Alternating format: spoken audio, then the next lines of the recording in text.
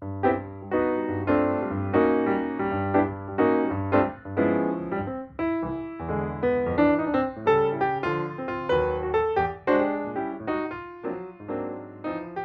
everyone. I'm Frankie. I'm your host of Wag.Wander.Repeat, the podcast where every tail has a tale and every pup is part of the pack. We're here to celebrate the joy, the mess, the magic, and the mayhem that comes alongside our living life alongside our four-legged friends. So grab a leash, a treat, or just a comfy spot on the couch, and let's dive into today's adventure. In today's episode, I'll be chatting with you about setting meaningful dog friendly goals to start the new year off right. We'll explore inspiration you can use all year long for making new memories um, through quality time together, while also benefiting your pup's life. I'll be sharing a heartwarming story about a hero dog, a Dalmatian airport volunteer, and some great vacation spots for you and your pack to enjoy. Thank you all for tuning in. I hope you and your pack had a great holiday and a good start to the new year. We're a few days after Christmas when I'm recording this, as you can see by the tree behind me. So I hope you had a lovely time. Before I'm going to dive in today, I wanted to just acknowledge a couple things happening in our world. Um, One of the dogs that I follow on Instagram and Facebook, um, from the Bundle of Bullies page, has passed away. There's a lot of people, trying to point fingers at what went wrong, right? The dog was at a doggy daycare where it normally stays when his parents are out of town. And this poor pup, they're saying right now it was a heart attack. A couple of the other dogs in its pack and its family also were involved in the incident that happened. And one of them is in the hospital right now fighting for his life. So, things happen so fast when you're a dog owner. You never really know what to expect. Um, we've had dogs that one second were coexisting just fine, the next second, a little scuffle broke out just, in our home. So we know that things happen quickly. They're predatory animals, so they think a little differently than us. Um, and, we just really have to watch for, the signs, the things that they're telling us, and making sure that everything looks good for them. Uh, right before the holidays, we found out that Macy, who usually is on this podcast with me, and we highlight her quite a bit, we found out that she has epilepsy. So she had three seizures a couple weeks ago. We were kind of hoping it was something other than epilepsy because that way we had a cause and, maybe it was something that could be treated one time. And unfortunately, now it looks like um, we don't really have a reason or a cause. It's going to be something that is going to be lifelong for her. Another dog in our pack, Max, his hips and his legs are starting to go out. He's almost blind and deaf. And, the poor guy still gets excited for food, loves to go on his walks, can't go very far nowadays. But, you know, one of the things I've been thinking about a lot lately, and whatever your beliefs are, I hope you don't mind me going down this path, but Genesis 1:26. It says, let's make man in our image, and let's make them have the dominion over our fish of the sea, over the birds of the air, and over every living thing that moves on the earth. So, God entrusted us as the guardian of these animals, right? He wants us to treat them well. And there was kind of rules over this. There was things that, went along with this of caring for them, so humane management, wise governance, no abuse. That's really what God was talking about. It's being responsible guardians, showing compassion, ensuring animals' well-being are taken care of, So one of the things that just all these different stories that are happening right now, the things that I'm hearing in the news, And, just even in my own life with my own pack, I really believe that we are here to protect, guide, and love our animals, whether that is dogs, cats, fish, birds, other creatures. Um, and, it really kind of brought me to feel more than ever that making sure, we have two dog businesses, right? So making sure that we have the right guardians in place. Our one dog business, we have people that go into the home and they do pet sitting, right? So it's all in home pet sitting, walks, care when their humans can't do it. The other one, we are an indoor dog park, doggy daycare. We do staycations, so the boarding when their parents are out of town. And with both of these, having the right humans care for the animals is the main part, right? Without that team, without someone who loves these animals that they need to be and really um, gives them the care and guides the team in the right ways, um, it would not be possible. So, just something that's been on my mind as we're heading into the new year. We have a few days before the start. You guys, of course, will be seeing this after the new year because this is our January episode. But I just kind of wanted to throw that out there and wanted to include that in this episode of just when you are coming across challenges or when you are needing some guidance with your own animals or your own pack of dogs, um, reach out. There's always people who can help. I don't know all the answers, of course. I don't think anyone does, but I do believe that there is good people out there who can help. All right, so let's get started with our Wags and Wins segment of this episode. We're going to dive into a tragic story behind how a dog became legal family members in the state of New York. So, Poncho, a rescue pit bull mix from New Mexico, had his story turned into a short film after he saved his human from a violent home intruder. So, Poncho defended his family, almost costing himself his life in the process. After the incident and emergency surgery at the Humane Society, where he was adopted 9 years ago, he woke up stable with his tail wagging. So, um, the rescue um, creates short films about people and pets saving each other. And it created a short film about him that was released in Santa Fe theaters. So tickets benefiting the Humane Society of where his animal or where he was placed with his family, or where the tickets benefited the Humane Society that placed him with his family. So this dog saved his family from a violent home intruder, and that's pretty amazing. I love hearing when dogs really, step up and help their humans. So, second one that I wanted to share today was Tuck, the service dog who volunteers his time soothing the stress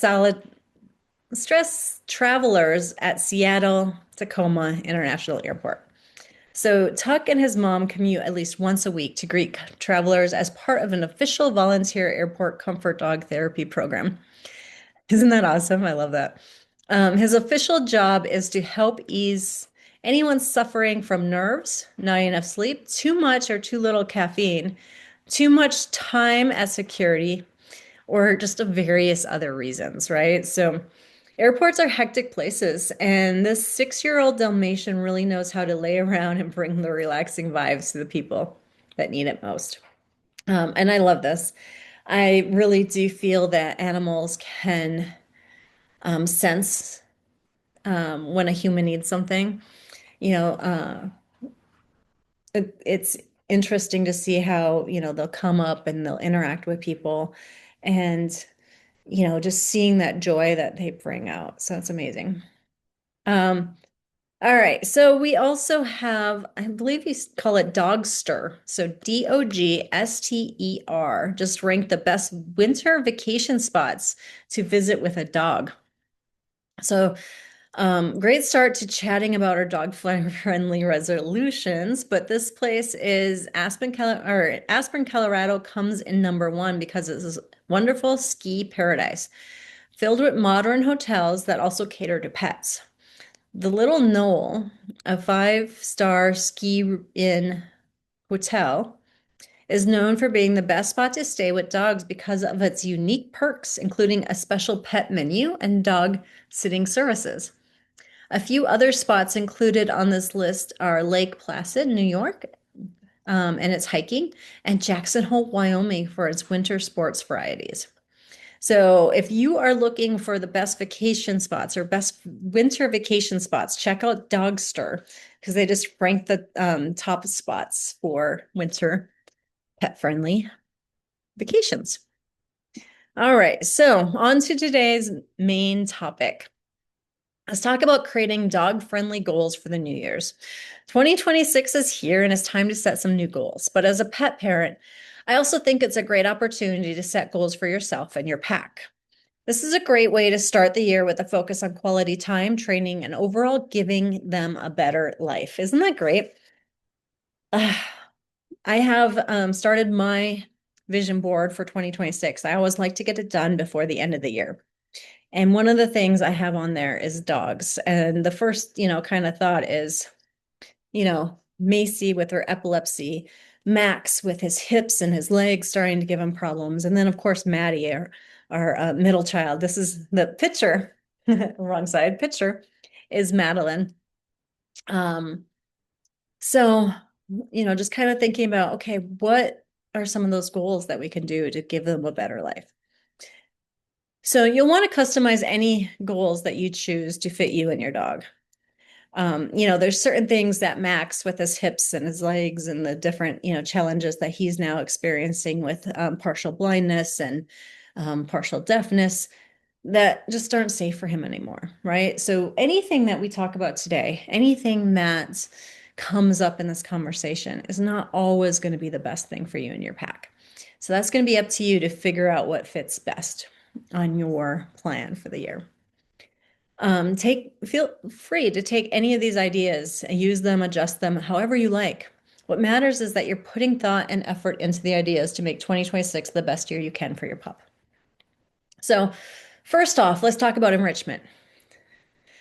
If you've ever worried that your dog is bored when you're out of work, when you're out at work, not out of work, but at work, doing chores around the house, or just generally not able to give them your time, you're not alone. It's important that dogs have opportunities to use their instincts, burn off energy, and stay occupied. So, what kind of goals can you set based on enrichment? Well, I'd suggest setting a goal like trying one new form of enrichment per month so that you can easily add more activities to your dog's current habits. This can be something easy like buying a lick mat or a puzzle, or even a bit more for like setting up an agility equipment where they have different jumps or the poles to kind of go through, right? Just like we enjoy new things, your dog might also love having a new habit. New habit is good for dogs, just like it is for people, right? And it will keep them entertained, active. Having, some of these habits might also help them physically stay active. So you can also set a goal like ensuring your dog has at least one form of enrichment when you go to work, setting up something special when you run errands on the weekends, or trying new activities to replace walks on rainy days. Now, let's talk about some weekend adventures. It's not always easy to bring your dog out of the house with us, but so many pups love car rides. And more than that, they deserve some quality time out of the house with you. So I'd suggest adding a goal like going on one adventure together per week.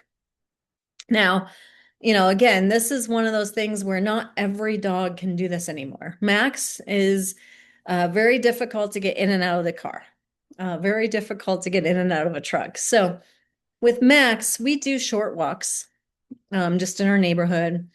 We do more enrichment based games or puzzles. He just really loves being petted and, just some quality time. He loves his cookies and his snacks. So with him, we edit what we do, right? But with Maddie and Macy, they both love going places. They love car rides. So this should be something aside from your normal routine. It's a great opportunity to add a new activity like hiking or visiting a park, dining on a porch somewhere, or other dog-friendly public spaces or businesses. If you're planning a day out at the lake, a barbecue, or other activity where you can bring your dog, consider bringing in the extra effort to take him along. You'll love having a fun new experience by your side. One of the things that we love to do is, hiking. We take Macy hiking with us quite often. Madeline is dog reactive, so some of the paths and different hiking areas are a little tight to maneuver when she is reacting to other dogs on the path. But, there's definitely a lot of stuff we can still do with Madeline. We just have to think about, you know, what, what's the um, frequency we're going to run into people or pups. So, um,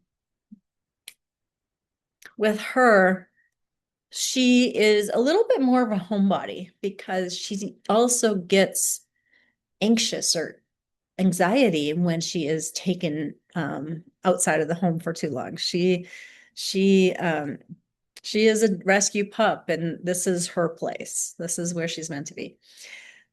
All right, number 3, traveling is something that tends to be included in a lot of people's goals. So why not add your dog to those plans, right? So add your dog to those plans. If you're thinking quickly and easy, consider bringing your dog with you for the weekend away at a beach or hiking. Macy loves water. She is, again, one of those dogs that will run in the water. She loves lakes. We've had her on Lake Havasu. We've had her out on the boat with us. We've had her in San Diego with us on the beach. So that's her thing. Like, she super loves that.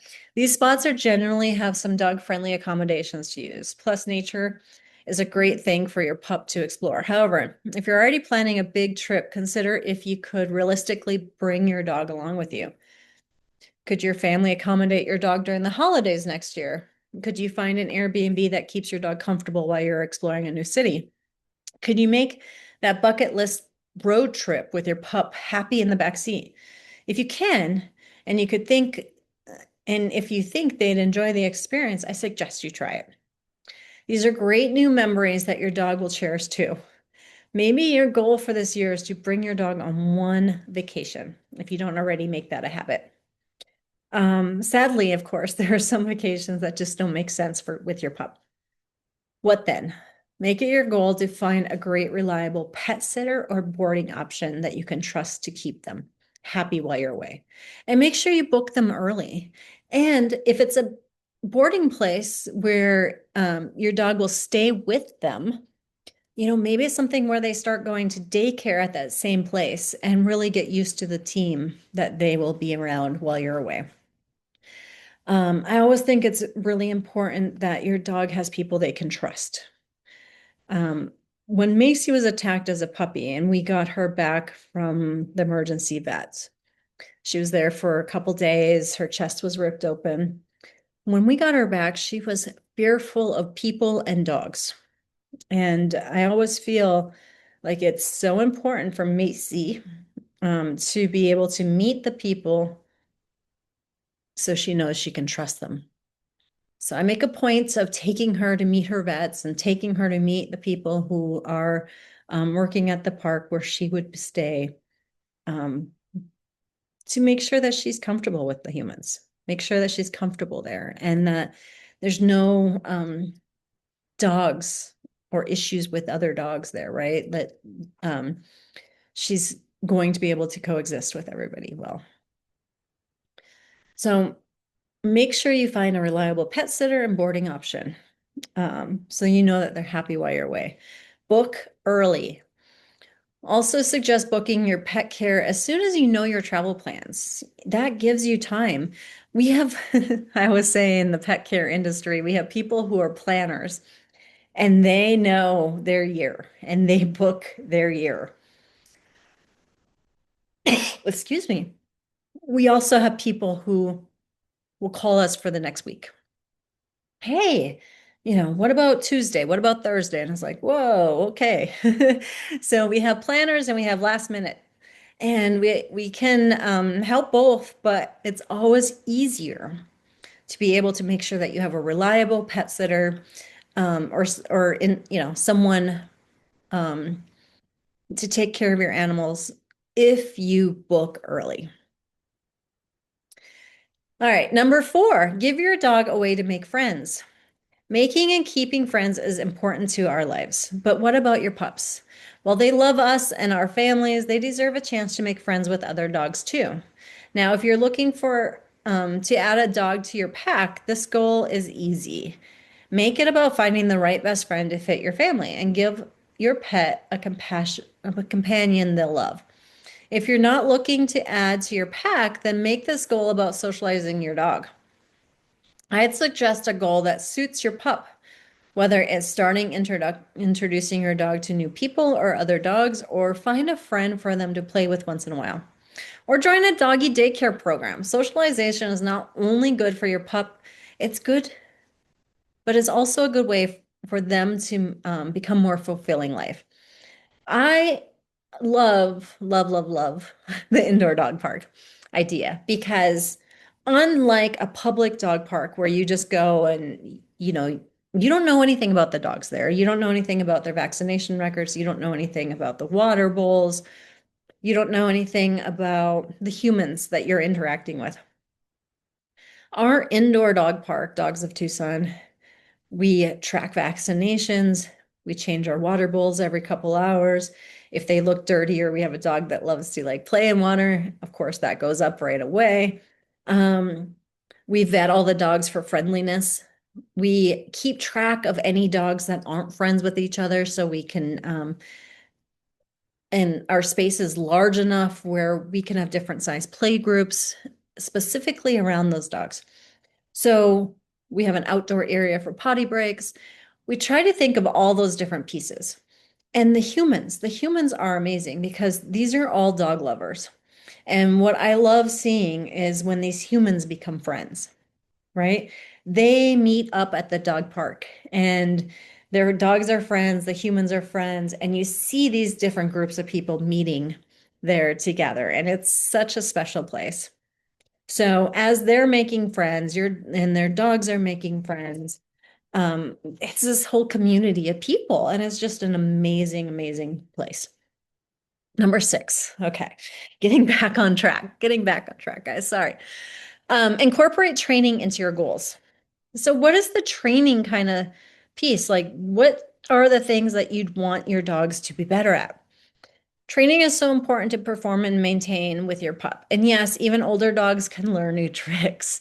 I know a lot of people say old dogs can't learn tricks. Well, they can. If you don't have any current training goals, then this is your sign to start. Even a dog that behaves well could enjoy learning some new tricks, whether they're for fun or true helpfulness. There's always the basics like sit, shake, speak, lay down. Um, Other ones that I adore, especially the leave it command.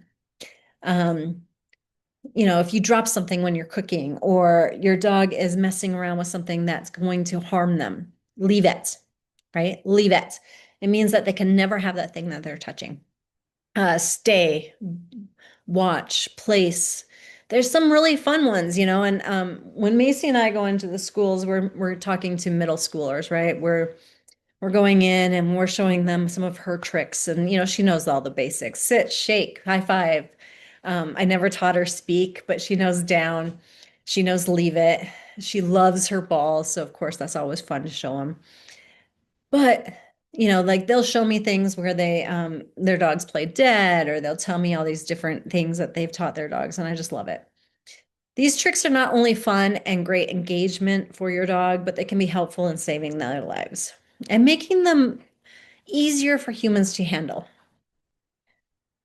Um, I Honestly, I believe that there's basic manners that every dog needs. The sit, the stay, how to walk on a leash, things like that. The leave it. Those are things that help your dog have just a better, fuller life. Um, One of the things that I would love to, incorporate or do with, especially Macy, who goes into the schools with me, is teach her a few fun tricks, different things that the kids would just love to see her do, right? So training is on my agenda for this year. But also, um, two of our dogs, Macy and Maddie, they are not best friends. Um, they butt heads quite often. And, you know, making them learn to coexist better would be also one of the big things for this year. So thank you for listening, guys. This is Wag, Wonder, and Repeat. This segment is about making dog-friendly goals. I'd love to help you answer any questions, so please feel free to leave me any thoughts in the comments below. Tell me about your goals for your pups this year, what you're planning on doing, and I'd love to hear it.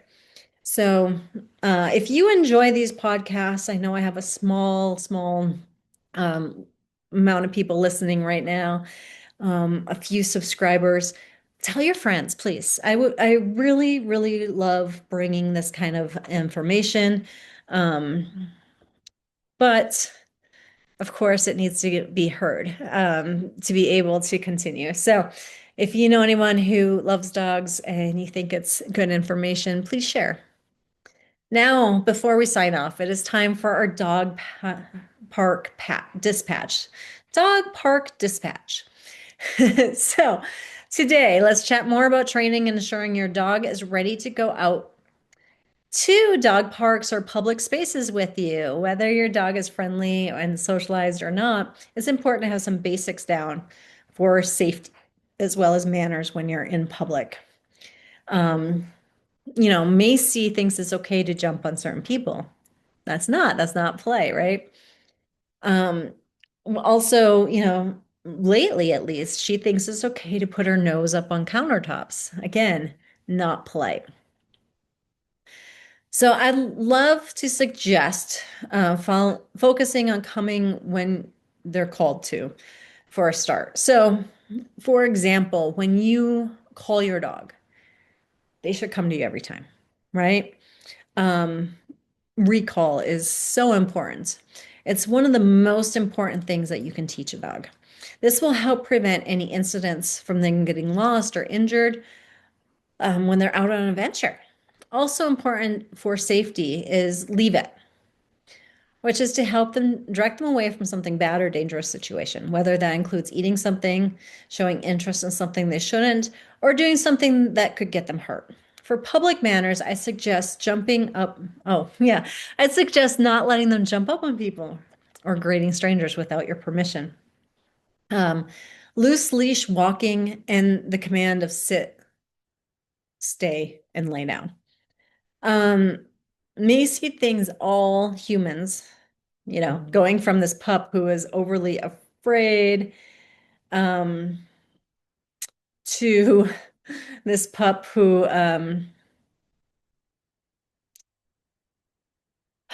now thinks that all strangers are her best friend. So, making sure that your dog has permission first before they greet strangers. Now, before heading to the dog park, I want to emphasize that for your dog's safety, you need to be careful about ensuring they're ready. Have you met the other dogs there before? What about other humans? Will they be nervous, reactive, or overly energetic? Be very attentive to your dog and stay ready for redirection or to intervene in behavior that your dog or others are displaying. I feel that unsupervised outdoor dog parks can become unsafe and very quickly, depending on the other humans and their dogs at any given time. So I recommend staying by your pup's side at all times and just paying attention to what's happening. Outdoor dog parks allow balls, toys, food in them, and these are all resources to our pups. Better yet than an outdoor dog park is trying to find an indoor dog park where you have referees and the dogs are vetted, they're vaccinated, they're spayed and neutered, and they have been vetted as a socialized dog. That's one of the big reasons we started Dogs of Tucson. We wanted to know that our dogs would be safe. All right, guys, thank you so much for joining me on my fifth episode of Wag, Wonder, and Repeat. I'm so thankful to have your support. I'd love to help you by sharing any advice, answers, questions, thoughts, anything that you need. Tell me in the comments. Tell me what you would like me to talk about. Tell me if you want me to have an expert on the next podcast. Tell me your thoughts. I'd love it if you'd subscribe, leave me a review, or share the show with a fellow dog lover. If you got a great dog story, a question, or something, I'd love to hear from you. Until next time, keep your paws happy and your heart full, and don't forget to wag, wonder, and repeat.